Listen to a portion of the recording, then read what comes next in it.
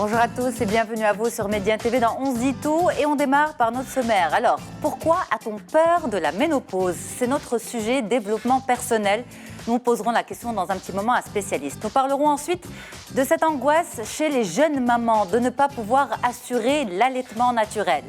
Du jeu et du plaisir ensuite avec Atman et toute l'équipe de la rédaction d'On se dit tout qui testeront pour nous le paintball. Et pour finir, on revient sur la ménopause. Quelle prise en charge est proposée par les gynécos? Eh bien, les détails dans quelques instants. Bienvenue à toutes et à tous. Merci beaucoup d'avoir choisi Média TV. On démarre.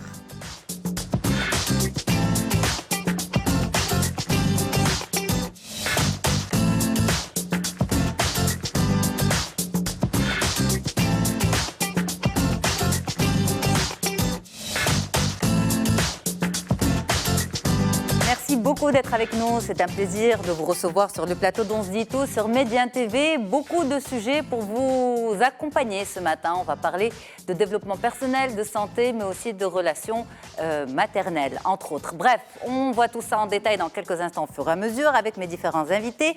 Merci beaucoup d'être avec nous, Mariam Hadioui. C'est un plaisir de vous recevoir. Merci. Alors, vous êtes consultante en lactation. Tout à fait. Humaine. Humaine. Humaine, voilà. On précise bien. Donc, en fait, en quelque sorte, vous accompagnez les mamans dans leur aventure d'allaitement de maternel. l'allaitement maternel. Pendant C'est la important grossesse. d'être accompagné par une spécialiste. Énormément. Ça change. C'est très important. très important. Le taux d'allaitement maternel diffère en fonction de l'accompagnement qu'a eu la maman dès sa grossesse. Et on connaît. Donc en fait, l'accompagnement commence avant l'accouchement. Oui. Idéalement. Idéalement, C'est ça. tout à Et on fait. connaît tout l'intérêt de l'allaitement maternel. Tout à fait. On en parlera avec vous dans un petit moment.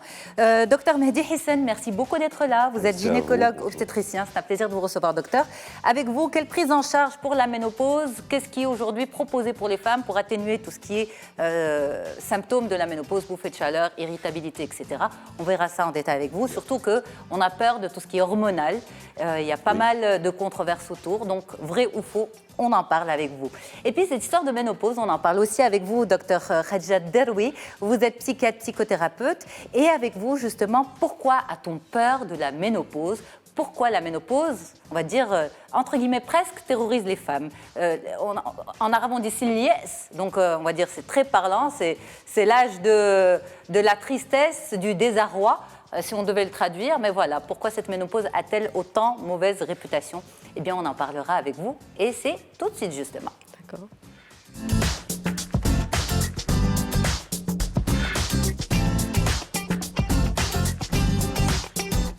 Merci beaucoup, Dr Khadija Deroui. Justement, on y va pour cette histoire de ménopause. Pourquoi fait-elle peur? Mais d'abord, bien sûr, il serait important de rappeler ce qu'est la ménopause. On a posé la question au Dr Zmama, qui est gynécologue. On regarde et on revient pour en parler. La ménopause, c'est un phénomène naturel qui survient chez toutes les femmes en général.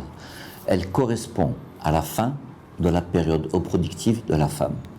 En général, elle survient entre l'âge de 45 ans 55 ans, mais elle peut être modifiée par plusieurs facteurs. Si la femme a déjà été opérée, si elle a eu des maladies chroniques ou si elle prend certains médicaments. Alors, les menstruations sont irrégulières, elles ne surviennent plus chaque mois d'une façon régulière, elles peuvent survenir soit des fois pendant 3 mois, elles s'arrêtent, soit elles s'arrêtent pendant 6 mois, puis elles reviennent. On parle de ménopause quand la période de l'arrêt des règles survient pendant 12 mois d'affilée. Elle est caractérisée par quoi? Par l'arrêt des règles, une cessation de l'ovulation.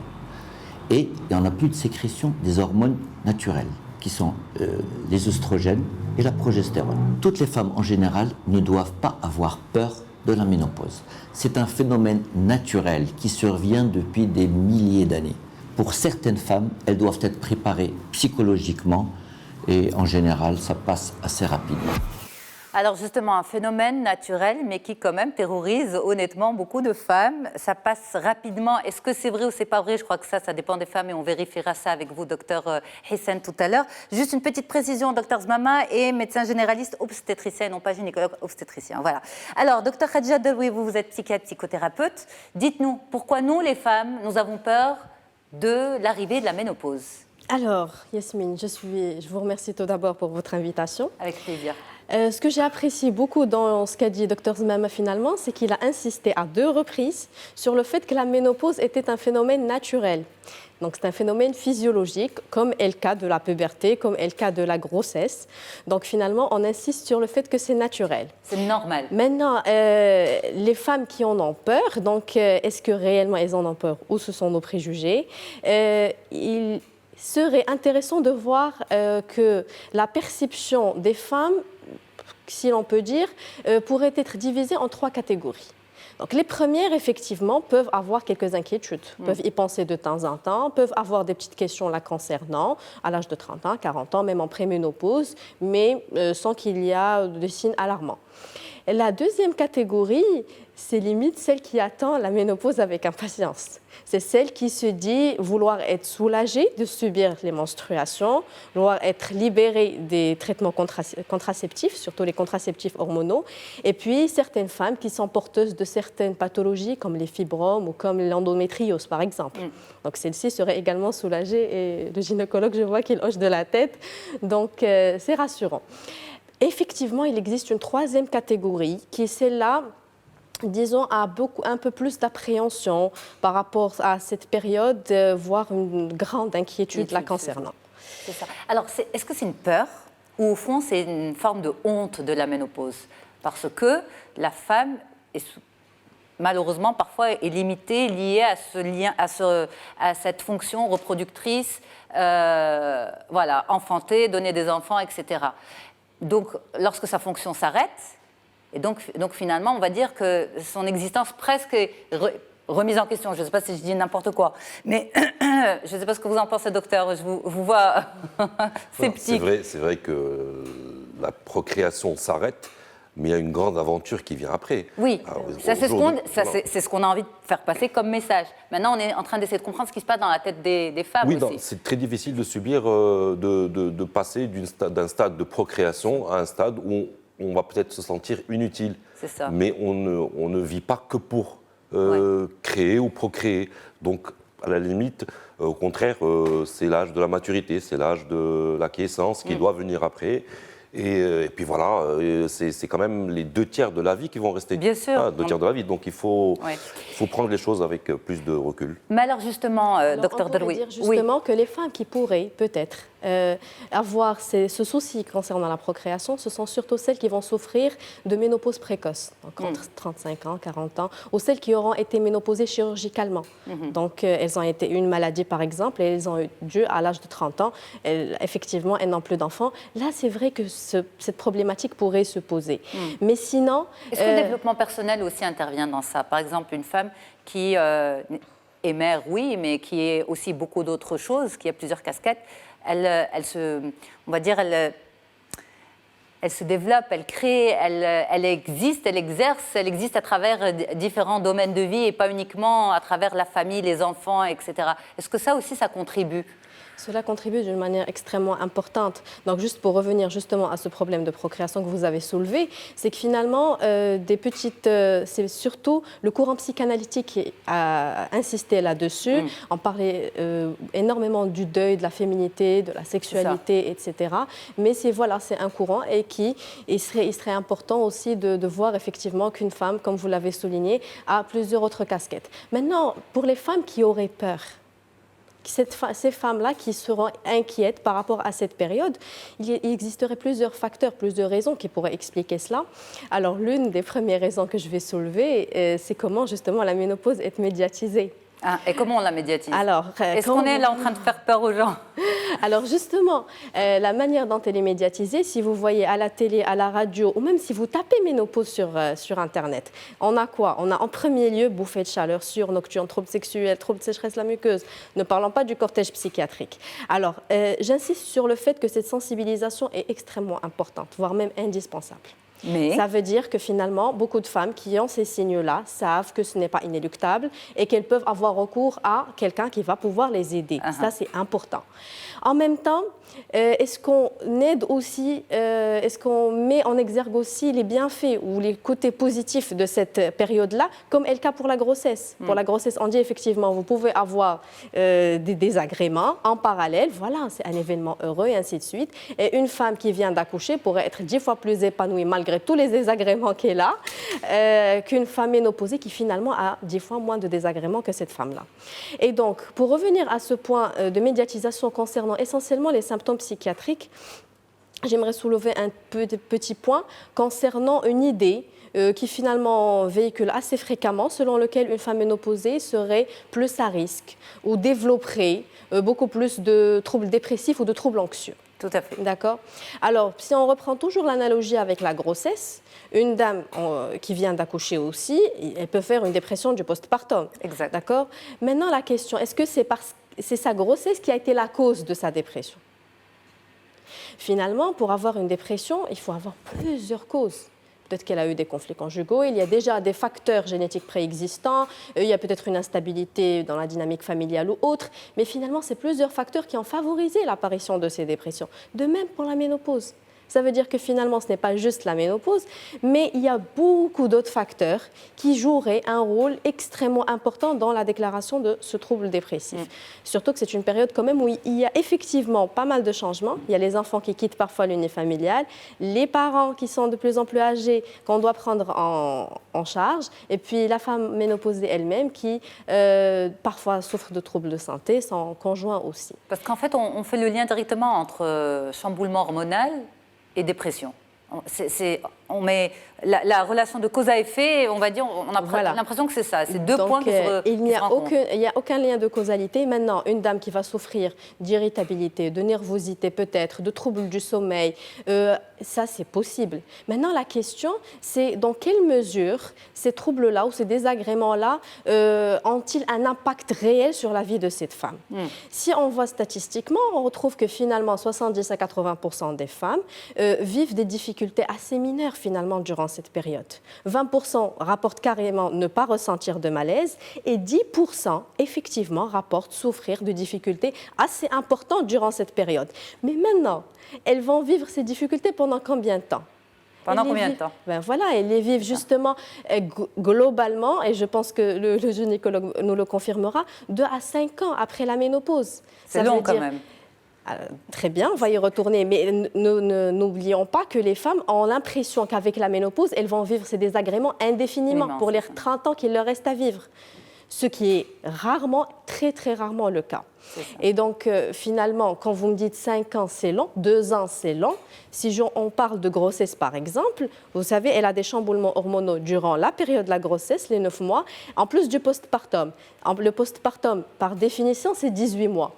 Donc, on a finalement près de 3 ans de chamboulements hormonaux lors de la grossesse. Alors, rapidement, on va passer aux questions des téléspectateurs. Pour revenir tout à l'heure avec vous, docteur, sur la prise en charge. Un petit mot, Leïla, par rapport à ça. Vous aviez déjà fait l'analogie entre grossesse et ménopause, l'état d'esprit, le vécu, les angoisses, les peurs. Parce que vous êtes très proche des jeunes mamans. Tout à fait. Alors, moi, c'est vrai que la période où moi je les vois, elles sont loin de penser à la ménopause, parce qu'elles sont plutôt préoccupées par justement le postpartum, la mise en place de l'allaitement, etc. Mais c'est vrai que la femme, je pense, par défaut, sera angoissée à chaque changement, et à chaque période hormonale. Moi, je pense la puberté, la grossesse, l'allaitement, la ménopause, tout ça va de toute façon perturber la femme, à mon avis. C'est ça. Alors, on va prendre une question, celle de Myriam, qui nous dit « Mon mari souffre dernièrement d'insomnie et de bouffées de chaleur. Est-ce que c'est lié à l'andropause ?» Alors là, on passe à un autre sujet, mais qui est effectivement peu médiatisé, c'est l'andropause. Parce qu'on dit que c'est la ménopause version homme. Est-ce que c'est aussi simple que ça? Alors là, le gynécologue, je pense, nous aidera aussi. Mais quand tu es andropause, ce qu'on remarque essentiellement et ce qui dérange les hommes énormément, c'est finalement aussi la diminution de la libido à cet âge-là. C'est vrai, si vous remarquez qu'il y a certains hommes qui essayent de... voilà. Avec entre guillemets. Effectivement, la différence entre la ménopause et l'andropause, c'est au moment de la ménopause, c'est une carence hormonale. C'est un arrêt de sécrétion d'hormones. Non, chez le mari, enfin, chez l'homme, il n'y a pas un arrêt de sécrétion de testostérone, tout ça. Et la libido, croyez-moi, elle ne diminue pas, mais c'est surtout les performances. Et c'est ça qui on va dire, qui impacte plus le comportement de l'homme que sa libido. La libido est toujours là, mais les performances diminuent, ce qui est tout à fait normal. Alors, quand cette dame vous dit insomnie, bouffée de chaleur chez un homme, est-ce que ça peut orienter vers une pathologie particulière hors contexte ménopause? Oui, il faut d'abord retenir ça par rapport à l'andropause qu'après avoir éliminé des causes organiques bien réelles. Une hypertension, une cardiopathie, un problème pulmonaire, pour pouvoir être sûr, pouvoir relier ça à ce niveau-là. Des fois aussi, ça peut cacher une dépression. Les hommes font des dépressions aussi, il y en a beaucoup. C'est ça. Donc ça peut cacher aussi un état dépressif en arrière. Ouais. En tout cas, merci beaucoup d'être là, d'apporter votre expertise à tous, à nos thématiques d'aujourd'hui. Je vous remercie, Dr Khadija Daroui. On continue l'émission ensemble. Je peux rajouter un petit Oui, bien mot. sûr, allez-y. Alors, c'est juste que pour insister que plus les femmes auront d'attitudes et de croyances positives envers la ménopause, plus elles auront de chances de vivre ou d'avoir une expérience à la ménopause qui serait positive. Et inversement, plus elle serait négative, plus cette expérience risque d'être négative. Deuxième chose, si vous permettez, c'est que finalement, ces femmes ménopausées, et j'aimerais insister là-dessus d'un point de vue purement psychologique, sont des femmes qui finalement ont acquis beaucoup d'expérience, ont acquis beaucoup de compétences, ont acquis beaucoup de connaissances au cours de leur vie. Ce sont des femmes qui finalement ont plus de réflexions qui pourraient aider et survenir à plusieurs. Et donc, ce serait bien qu'elles commencent elles-mêmes, ainsi que la société, à en prendre conscience de plus en plus. Et puis que les médias arrêtent de montrer les côtés négatifs de la... On pensait bien faire, en fait. On pensait faire de la prévention. Comme merci de tirer la sonnette d'alarme. Merci beaucoup, Dr Daroui. Allez, on continue cette fois-ci. Là, on va parler de relations maman-bébé. Ces mamans qui ont peur de manquer de lait et ces bébés qui ont peur d'avoir faim. Non, c'est pas comme ça du tout. Du tout. À tout de suite.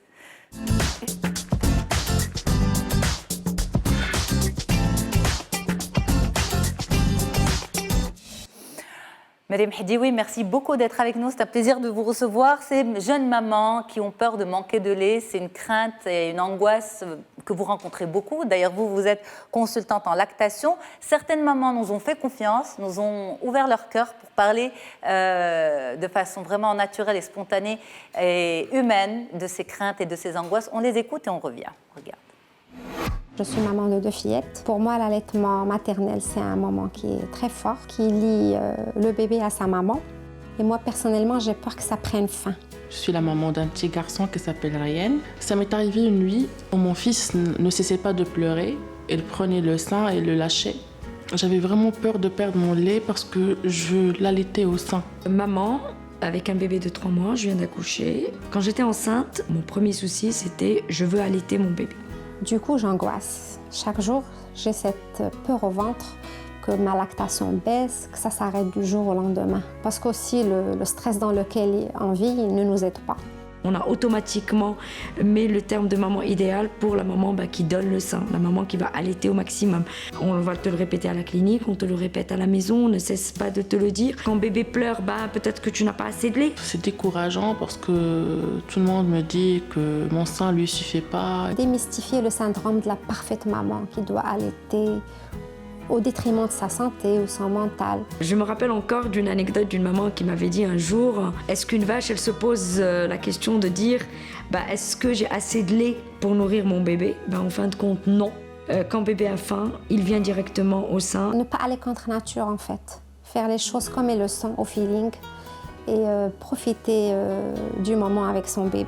Ce que je pourrais dire ou donner comme conseil à toutes les mamans, faites-vous confiance et mettez bébé au sein. Alors dites-nous, Madame Hedioui, pourquoi nous on se pose autant de questions, nous les femmes, contrairement aux vaches qui ne se posent pas de questions, comme disait Nouria il y a quelques instants? C'est ce que je leur dis tout le temps. Alors déjà, moi, ce petit reportage m'a vraiment mis les larmes aux yeux de voir ces mamans qui se posent tellement de questions pour quelque chose qui est presque qui est complètement naturel, mais malheureusement, je pense qu'elles sont mal encadrées, entourées. On leur met ce doute depuis malheureusement l'apparition du lait artificiel qui, heureusement qu'il existe, qui a sauvé pas mal de vies. Mais du coup, ces mamans sont complètement dans le doute et se disent c'est pas possible, moi je ne suis pas capable de nourrir mon enfant complètement. Forcément, il va avoir faim, forcément mon lait. Moi, j'ai des phrases qui me perturbent quand on me dit, on m'a dit hlib kraoui. Qu'est-ce que ça veut dire? C'est-à-dire que du lait, c'est du lait, il va nourrir cet enfant, il va être rassasié. Il y a des enfants qui sont demandeurs plus que d'autres, c'est vrai, mais c'est vraiment l'offre et la demande. Plus cette maman va mettre son bébé au sein, plus elle aura du lait. Bien sûr, il y a d'autres facteurs qui rentrent en considération, mais il faut vraiment qu'on essaie d'éliminer cette idée de la tête des mamans pour qu'elles puissent prendre confiance en elles. Je pense que la première chose, c'est vraiment la confiance.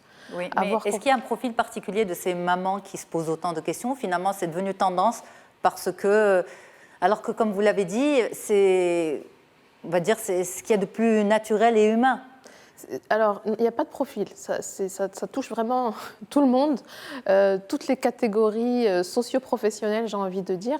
Elles ont toute cette question à un moment ou à un autre. Et d'ailleurs, à la clinique, tout de suite, elles me disent « Ah, mais le premier jour, on va donner du lait artificiel. » Ben pourquoi? « Ah, mais j'ai rien. » Alors qu'elles ont dans ce qu'on appelle le colostrum, ce lait qui vient avant le lait et qui est tellement riche et tellement suffisant à nourrir cet enfant.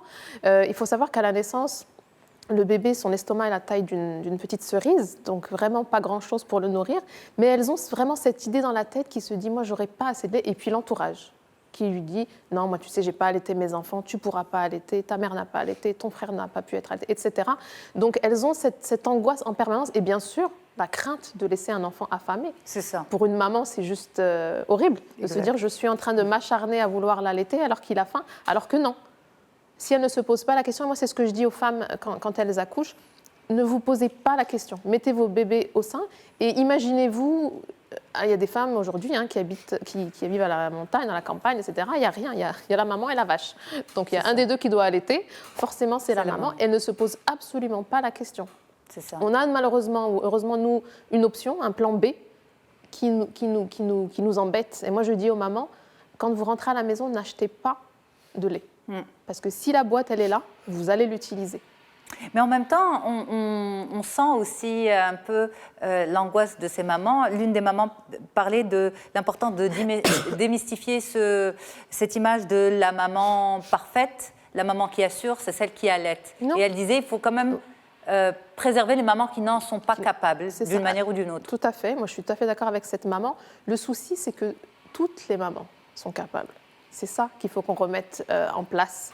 Il y a uniquement 2% de femmes qui ne sont pas capables d'allaiter. Pour quelle raison?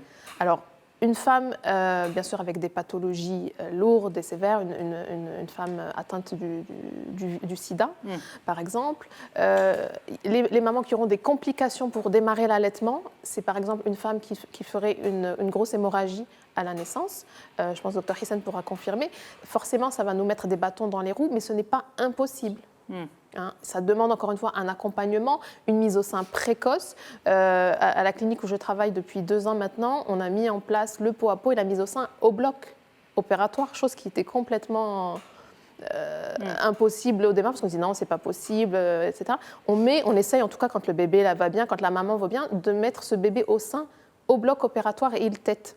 Et plus tôt le bébé enclenche, on va dire, ce process, mieux la lactation va se mettre en place et moins on a de risque de manquer de lait et que la maman s'angoisse parce que en général la montée de lait arrive au bout du 3e jour grosso modo et pendant ces 3 jours le bébé a le colostrum et c'est largement suffisant. Mais je pense qu'en tant que maman on a surtout besoin d'être rassurée. Oui. On a besoin d'entendre des choses positives et rassurantes. Et concrètes. Mais justement vous docteur Hissène, parce que bon votre spécialité à vous, Madame Heddiwi, consultante en lactation, c'est quand même rare.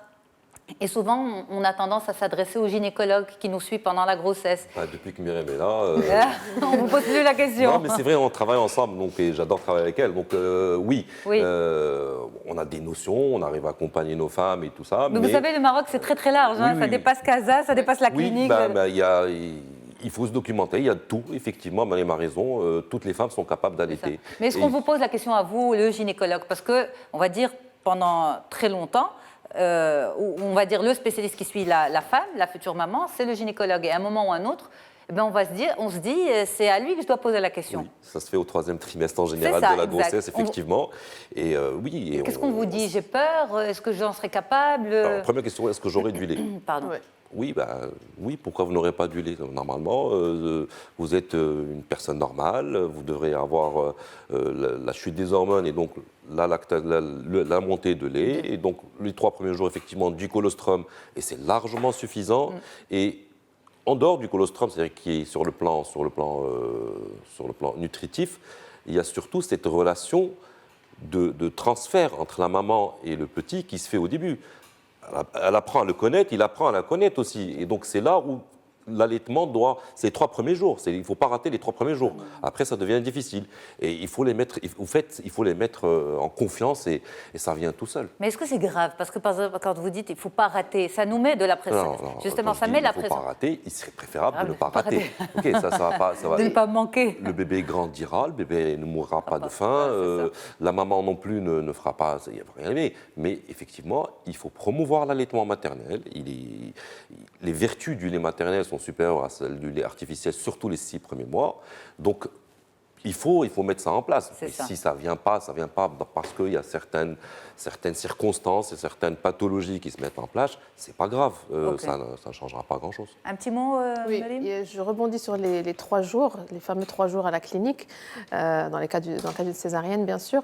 Ils sont trop importants. Vraiment, moi je demande aux mamans de vraiment se concentrer sur cette relation maman-bébé pour plusieurs raisons.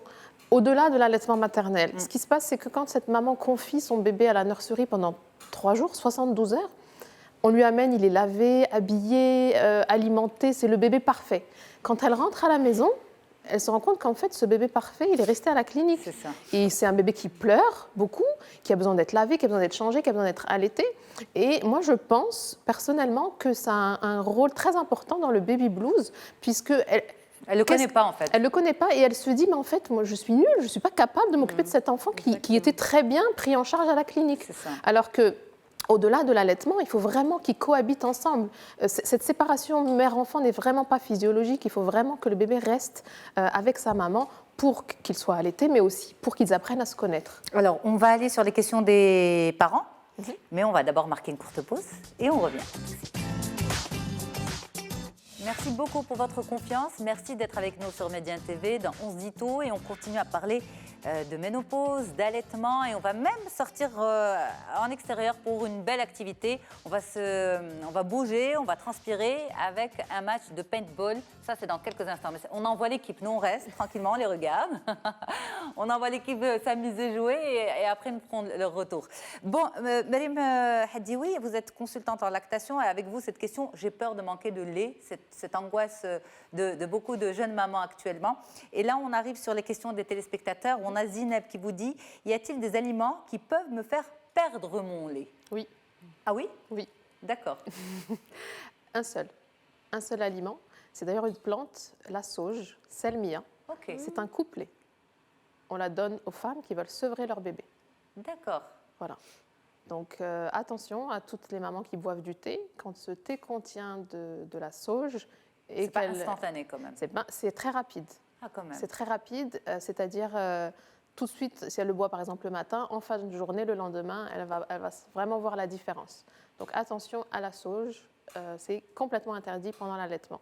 Je pense qu'elle est interdite pendant la grossesse aussi, cette plante. Ouais. Oui. Donc, le fenugrec aussi, je pense. Alors le fenugrec, ça a l'effet inverse. Non, durant la grossesse. Ah, pendant la grossesse. Mais le fenugrec booste la lactation. La lactation. Voilà.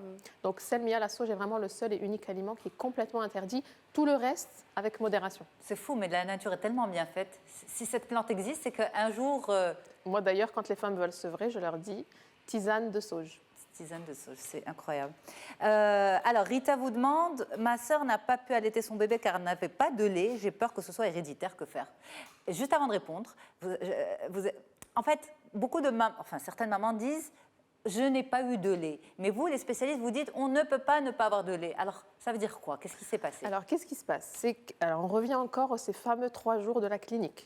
Qu'est-ce qui se passe où cette maman n'a pas ou très peu allaité son bébé? C'est ça. Donc, avec la chute des hormones, la montée de lait physiologique aura lieu. Sauf que n'aura pas eu une bonne stimulation et dès que les hormones, on va dire, sont mises en place, on a cette chute à nouveau de la lactation. Alors qu'un bébé qui aura tété pendant 3 jours est stimulé avec la prolactine, l'ocytocine, etc., cette maman aura une bonne lactation. La deuxième chose, quand j'ai plus assez de lait, qu'est-ce qui se passe ? Ce faux bon conseil qu'on donne à toutes les mamans, donne-lui un biberon de lait artificiel la nuit, tu vas bien dormir. Oui. Alors, des fois ça marche, des fois ça marche pas. Le problème, c'est que quand ça marche, on a des bébés parfois qui vont dormir 6 heures, 8 heures, 10 heures d'affilée. C'est très mauvais pour la lactation. Ce qui fait que donc il n'y a pas cette stimulation. C'est l'offre et la demande. Donc le message monte au cerveau pour dire j'ai plus besoin de lait. La lactation baisse et donc un biberon, puis 2 biberons, puisqu'on n'a plus assez de lait forcément, 3 biberons. Donc au lieu de donner un seul biberon sur 24 heures, on se met à donner le sein une fois sur 24 heures. Et voilà, c'est là qu'on dit Mchaliya al-Hilib. Même chèche. Je l'ai nalé. Ok. Parfait. Merci beaucoup, Myriam Hadioui, d'avoir répondu plaisir. justement aux inquiétudes des mamans. Et j'espère des papas aussi, parce qu'ils sont d'une manière ou d'une autre de plus en plus impliqués d'ailleurs. impliqués et concernés, exactement. Donc, on a parlé de la ménopause, pourquoi on en a peur, nous les femmes. On a parlé d'allaitement. On va revenir dans un petit moment sur la prise en charge de la ménopause. Qu'est-ce que vous, les gynécologues, Dr Hissen, vous proposez? Mais avant, ce que je vous propose, c'est une petite activité à l'extérieur. On va retrouver Atman qui teste pour nous un match de paintball. On regarde.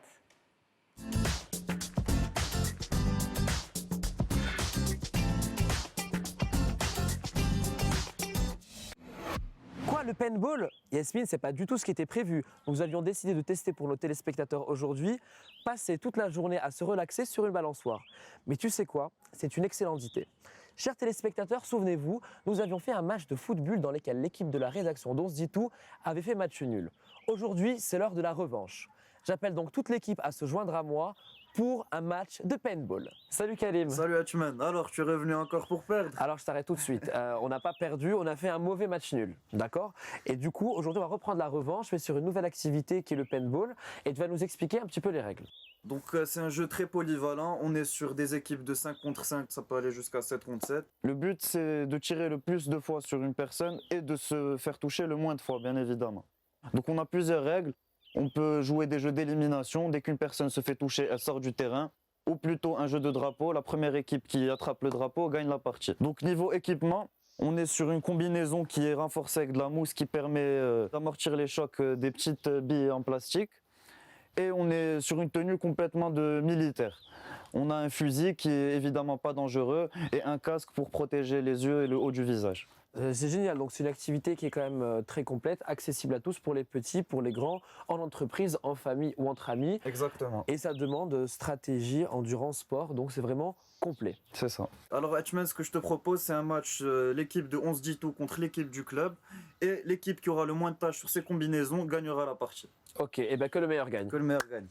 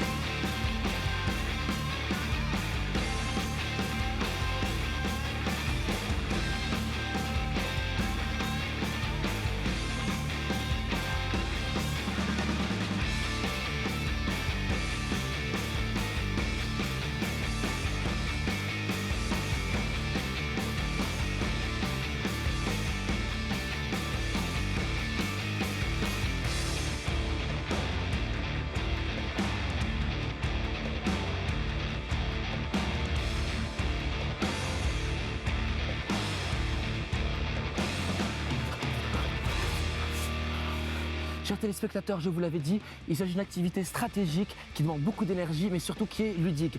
Yasmine, je te l'avais promis, on est à 10 contre 8. Et c'est pour l'équipe de la rédaction dont on se dit tout. En tout cas, maintenant, je retourne tout de suite au combat. Et les téléspectateurs, je vous vois la semaine prochaine. Quand même, il s'en est fait... Il s'est fait prendre un truc jusqu'au bout. Docteur Khadija Deroui me disait, est-ce que tu n'as pas joué avec eux? Non, moi, je les envoie au combat et moi, je regarde. En tout cas, j'espère que c'est un truc qui peut vous intéresser. Ça peut donner envie de se défouler comme ça. On oublie l'âge, on oublie tout, en fait. On retombe en enfance. C'est top. Voilà. Alors, nous, on retourne à notre histoire de ménopause. La prise en charge médicale, c'est tout de suite.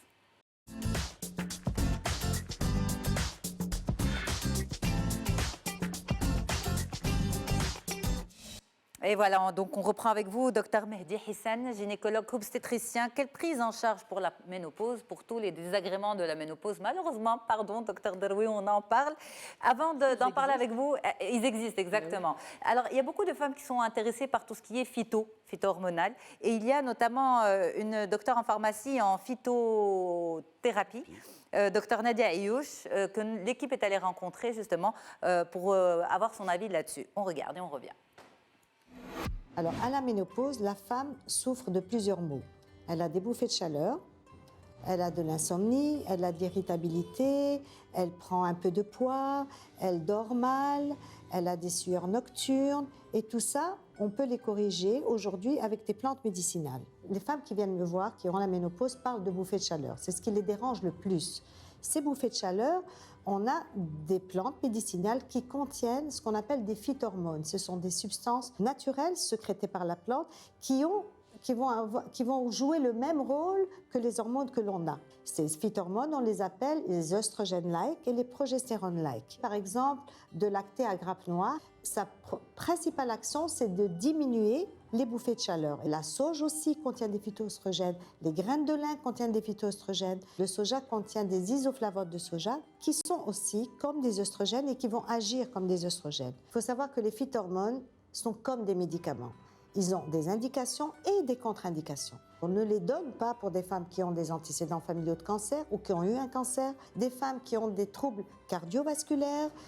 Ça peut entraîner des AVC, ça peut entraîner même des phlébites, des thromboses des veines. On a vu que les plantes médicinales offraient un avantage certain pour les troubles de la ménopause, mais je conseille à ces femmes qui optent pour ces médecines douces, ces médecines alternatives, d'aller vers un professionnel de la santé qui va pouvoir évaluer les facteurs de risque et ça sera beaucoup plus sécuritaire pour elles.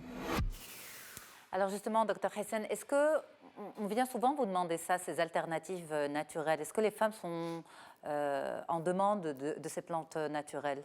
Oui, par du fait d'avoir peur des hormones et des pilules et tout ça, effectivement, elles viennent demander par rapport à ces alternatives thérapeutiques et de la phytothérapie. Et dans certains cas, effectivement, on peut les diriger vers ce genre de solutions et d'alternatives et qui aident beaucoup. C'est ça. Mais alors justement, en général, est-ce que vous laissez le choix à la patiente soit de choisir, on va dire, un traitement hormonal substitutif ou l'alternative plante, ou finalement c'est aux professionnels que vous êtes de trancher, de prendre la décision? Alors, ça dépend des cas. Dans un cas normal où il n'y a pas de complications, on est là pour donner l'information. Et le choix définitif revient à la patiente elle-même d'aller vers un traitement hormonal. Alors, on ne l'appelle plus substitutif, on l'appelle de la ménopause. Parce qu'on ne peut pas substituer les hormones. Okay. Donc, on appelle traitement hormonal de la ménopause. Et dans d'autres cas, elle préfère aller encore vers la phytothérapie ou les plantes naturelles pour pouvoir pallier à ce genre de désagréments. C'est ça, mais lorsqu'il s'agit de plantes, souvent c'est de l'automédication, ce n'est pas les bons dosages, ce n'est pas forcément les bons mélanges. Ce qui nous dérange le plus dans ce genre de plantes, c'est le circuit. C'est ça. Alors, on ne sait pas où est-ce que ça a été cueilli, avec quoi ça a été mélangé, comment ça a été conservé. Donc, nous, en tant que professionnels de santé, on a cette hantise. On a peur d'adresser les gens vers ce genre de pratiques et qu'il y ait des complications, des intoxications ou alors des effets indésirables. Donc, mais l'avenir, c'est quelque chose qui risque de, si c'est bien encadré, si c'est bien ficelé, ça risque de bien se développer. Comme ce qu'on vient de voir justement avec docteur Nadia Ayouch. Alors, dites-nous, docteur, est-ce que le traitement hormonal de la ménopause est un traitement qui est inéluctable et voilà, on ne peut pas y échapper. Ou bien, là aussi, ça dépend des femmes, de leurs besoins, de la demande, etc. Est-ce que forcément une femme qui démarre sa ménopause, on lui propose un THM? Catégoriquement, non. Non. Non, non, on ne propose le traitement hormonal de la ménopause que lorsqu'il y a, ce qu'on apporte des doléances, ce qu'on appelle un syndrome climatérique, c'est-à-dire des bouffées de chaleur, des sueurs nocturnes, des problèmes d'irritabilité, des problèmes de sécheresse, d'atrophie. C'est là où on le pose. C'est quand il y a vraiment des désagréments qu'on le pose. Et on ne le pose pas systématiquement. Ce n'est pas rien, ce n'est pas anodin, ce sont des hormones. Il faut savoir peser les bénéfices et les risques avant de pouvoir prescrire ce genre de choses. Et donc ce n'est pas systématique du tout, ce sont surtout et essentiellement les femmes qui vont se plaindre, je dis bien, de syndrome climatérique, c'est-à-dire de bouffées de chaleur, chez qui ces femmes-là, la qualité de la vie va être altérée. Il faut leur proposer, et bien sûr, évaluer bénéfices et risques. Alors par rapport à justement, peut-être qu'on n'a pas de chiffres officiels justement, mais de par votre pratique, ce genre de femmes qui vont avoir une véritable demande, une véritable souffrance, elles représentent quel pourcentage de la consultation des femmes en ménopause? 1 à 2 femmes sur 10. D'accord. Il n'y en a pas beaucoup, ok. C'est normal, on en fait un tapage parce que c'est désagréable et c'est le côté obscur de la ménopause, mais il n'y en a pas beaucoup, il y en a 2 sur 10. Mais ces deux-là, vraiment, il faut les prendre en charge. Ça part bien à ce niveau-là. C'est ça. Bien que la prise en charge de la ménopause est une prise en charge beaucoup plus globale que le syndrome climatérique ou ces désagréments, ce genre de désagréments. C'est un âge où il faut vraiment faire attention. Il y a un changement dans la physiologie de la femme. Les troubles cardiovasculaires se mettent en place. Donc avant, elle était protégée par ses hormones, par les œstrogènes. Donc elle rejoint l'homme à partir de la ménopause, elle rejoint l'homme dans le risque cardiovasculaire. Vous avez aussi le risque osseux. La femme, il y a une déminéralisation, voilà, l'ostéoporose. Il y a une déminéralisation osseuse qui se fait par rapport à ça. Vous avez aussi le risque carcinologique, c'est-à-dire cancérigène. Les cancers, les principaux cancers de la femme apparaissent à partir de la ménopause.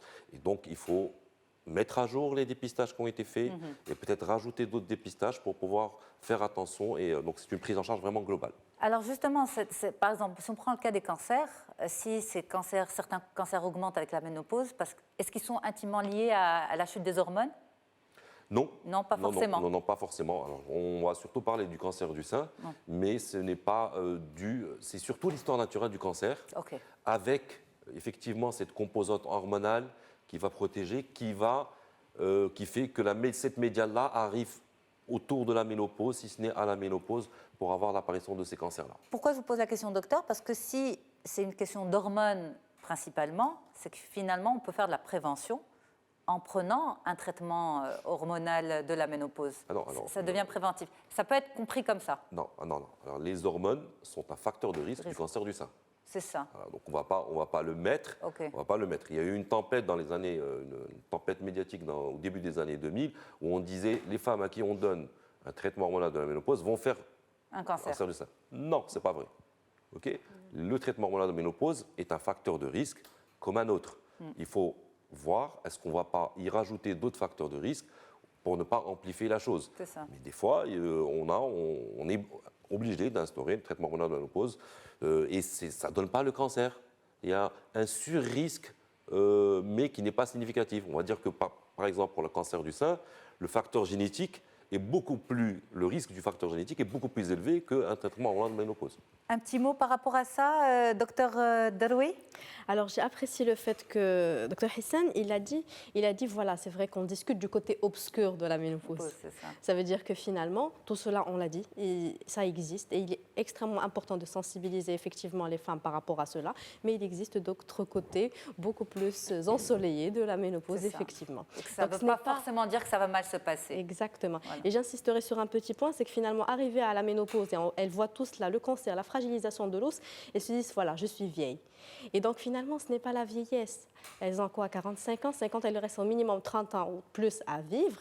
Et même en gériatrie, on en parle de sujets âgés qu'à partir de 65 ans et du vieillard à partir de 80. Donc elles ont largement de temps pour prendre de l'âge. Mais il faut que la société aussi arrive à changer cette perception et cette conception, absolument. Mrim, un petit mot? Oui, je voulais rebondir sur deux choses. L'ostéoporose et le risque de cancer. On sait que l'allaitement maternel diminue le risque de cancer chez la femme, cancer du sein, cancer de l'ovaire, et diminue le risque d'ostéoporose chez la femme ménopausée grâce à cette injection de prolactine quotidienne quand elle allaite son bébé. Donc quand on parle de prévention, voilà où ça démarre. Ça doit démarrer pendant la grossesse, voilà, en fait. Après l'allaitement. C'est ça. Je pourrais rajouter un petit mot par rapport à l'allaitement. Un petit mot, bien sûr, docteur, allez-y. Alors c'est juste par rapport au fait que tout à l'heure on a parlé de promotion de l'allaitement maternel, c'est extrêmement important, les vertus sont indéniables. C'est juste que parfois, certaines femmes, on l'a vu dans les témoignages, c'est l'angoisse, elles se sentent, elle a dit la peur au ventre. La peur au ventre. Donc vraiment on sent l'angoisse, on sent la peur. Et donc on se poserait la question si à certains moments quand même, et ça ne serait pas totalement contre-indiqué de céder de l'allaitement artificiel pour justement avoir cette qualité de vie. C'est ça. Moi, je suis d'accord avec vous et je ne suis pas supposée me prononcer personnellement, mais bien sûr que la promotion de l'allaitement maternel est très importante. Toutes les vertus de l'allaitement maternel pour le bébé, pour la maman, prévention des cancers, prévention des allergies, des asthmes chez les bébés, tout ça on est d'accord. Mais en même temps, il y a certaines femmes qui sont quand même... qui ont un petit trou, on ne va pas dire qu'elles sont fragiles, mais on va dire qu'elles ont une autre sensibilité. Non, mais bien sûr, mais moi-même, comme je disais tout à l'heure, ça m'est arrivé de dire à une femme, non, arrête. C'est ça. Puisque je vois bien que l'allaitement versus sa santé mentale, ça ne va plus. Son bien-être, sa relation avec son bébé, donc et finalement donner un biberon, on peut le donner avec beaucoup de tendresse. Il ne faut pas être non plus vraiment obstiné. C'est ça. Merci beaucoup de justement dédramatiser la situation. Allez docteur, on va pour la question des téléspectateurs. On y va. Saad qui vous dit, peut-on prévenir les bouffées de chaleur par l'homéopathie? Oui, alors dernièrement, il y a une certaine catégorie de produits homéopathiques qui sont sortis sur le marché et qui peuvent être... on revient sur... Alors ça va être, effectivement, ça va être la phytothérapie un petit peu encadrée. Ça va être de l'homéopathie. Oui, ça a un bon avenir. Après, il n'y a pas assez de recul pour pouvoir dire si ça marche ou pas. Exact. Mais on va dire que c'est une alternative qui rassure les femmes. Oui, c'est une alternative qui existe aujourd'hui. C'est ça. Alors, Naziha qui vous dit, voilà, on revient sur ce fameux point, le traitement hormonal de la ménopause est-il sans risque? Non, je ne peux pas me prononcer et dire qu'il est sans risque. Non, c'est un facteur de risque. Il existe, ce sont des hormones, mais comme j'ai dit, leur prescription n'est pas systématique et n'est pas à long terme. Et surtout, il faut savoir peser les bénéfices par rapport aux risques. Et ça, c'est vraiment un professionnel de santé qui peut le faire. Et il ne faut pas se tromper. C'est ça. Parce que la conséquence... Donc, voilà, et ça aide beaucoup et ça change énormément la vie des femmes ménopausées. C'est-à-dire qu'il ne faut pas non plus avoir peur de prescrire le traitement de la ménopause parce qu'il risque d'avoir des complications. Non, si on sait peser les risques et éviter les contre-indications, il n'y a pas du tout il faut le prescrire quand c'est possible. Alors j'avais quand même une question et je pense que c'est le temps de la glisser et je pense qu'elle vous concerne tous les deux en tant que spécialistes, chacun dans sa spécialité. Lorsque, par exemple, vous avez face à une femme en période de ménopause qui n'a pas d'autres symptômes à part anxiété et irritabilité, à ce moment-là, est-ce qu'on lui donne un traitement hormonal de la ménopause ou plutôt on va voir si ce n'est pas une dépression ou si ce n'est pas plutôt autre chose qu'il faut un antidépresseur? Alors, on en a discuté tout à l'heure. C'est vrai, on a discuté avant. Alors, bizarrement, moi, je pourrais pas faire je pourrais le faire, mais je ne suis pas un spécialiste de la dépression et de l'anxiété et tout ça. Je pourrais relever les signes et tout ça. Alors, oui, il y a ce qu'on appelle un test thérapeutique. Je peux mettre en place un traitement hormonal de la ménopause et voir est-ce qu'il y a une amélioration par rapport à ça. S'il n'y a pas une amélioration par rapport à l'état d'esprit, par rapport à la perception, là, je sais que c'est une dépression, j'arrête mon traitement hormonal de ménopause, et effectivement, je l'adresse à un psychothérapeute ou un psychiatre. C'est ça. Mais est-ce qu'il n'y a pas aussi peut-être beaucoup d'automédication par antidépresseur pendant cette période-là? Alors justement, pour répondre à cette question, quand on a juste de l'anxiété, un peu d'irritabilité, un peu de nervosité, ça peut être parfois temporaire, ça peut être parfois ne pas nécessiter de traitement. Pour instaurer un traitement, il nous faut tous les critères d'un trouble dépressif ou tous les critères d'un trouble anxieux, par exemple, ou d'un autre trouble psychiatrique. Si on n'a pas les critères d'un trouble, il n'y a pas vraiment indication à administrer un traitement à cette femme-là. Donc attention à l'automédication aussi. Merci beaucoup d'avoir répondu à toutes ces questions. Je vais y arriver. Docteur Khadija Daroui, psychiatre, psychothérapeute, docteur Mehdi Hissen, gynécologue obstétricien, et Mariam Hadioui, consultante en lactation humaine, on précise. C'était la blague de l'émission. Merci beaucoup à toutes et à tous pour votre confiance. Très très bonne suite des programmes. Et à très très vite sur Médien TV, sur les ondes de la radio du Grand Maghreb. À bientôt. Au revoir.